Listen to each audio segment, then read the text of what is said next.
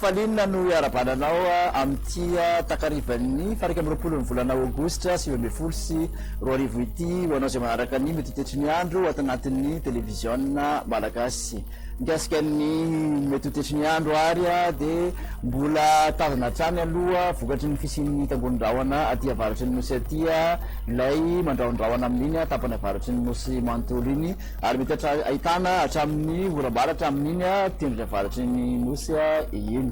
Mikasika ny rivotra kosa dia somary mafy tsy sokony rivotra amin'ny tendry avaratra Sofia, Mazany, Analamanga sy Alaotra ary amin'iny Fatra Atsimo andrefana iny. Ny ranomasina no resahana dia mafy somary avy nionja-dranomasina amin'iny Morotsiraka Atsimo andrefana, Atsimo atsinanana sy avaratra atsinanany nosy manontolo iny. Hojerentsika avy hatrany ny toetry ny andro ho an'ny rahampitso maraina ahitana an'izay orana izay ary araka izany ny tendrony avaratra mahazo ny Morotsiraky ny Fatra Sava manontolo iny Analanjirofo Atsimo atsinanana Vadivavy Fitovinany somary andrahona kosa anjombona ny andro ny maraina ny ilana atsinanany ampovoantany ary mety araha-merika izany eny antsefatsefany eny.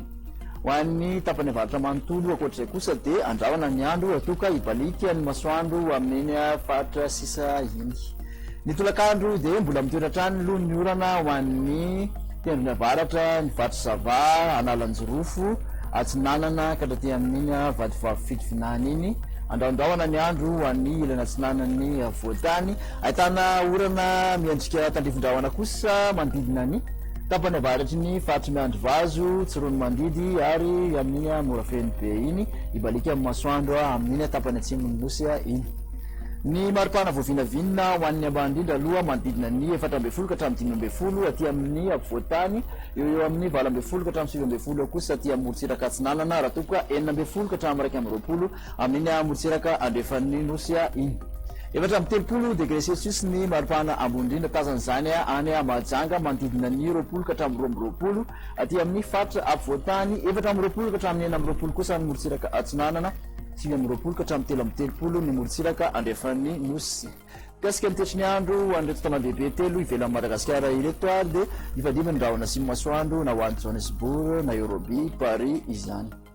Tetry ny andro ho an'ny nosy manodidina ny Madagasikara ny Seychelles ihany no ahitana oratandrivon-drahona izay mety harankotroka ihany koa. Ifadimy ny rahona sy masoandro raha ho an'ny Mayotte, Comore ary Maurice ibaliky tanteraka kosa amin'ny masoandro ho an'ny La Réunion. Dia izay indray no masaka azona totranao tamin'ity anio ity manasanao hatrany anaraka ny fandaharana veloma tompoko.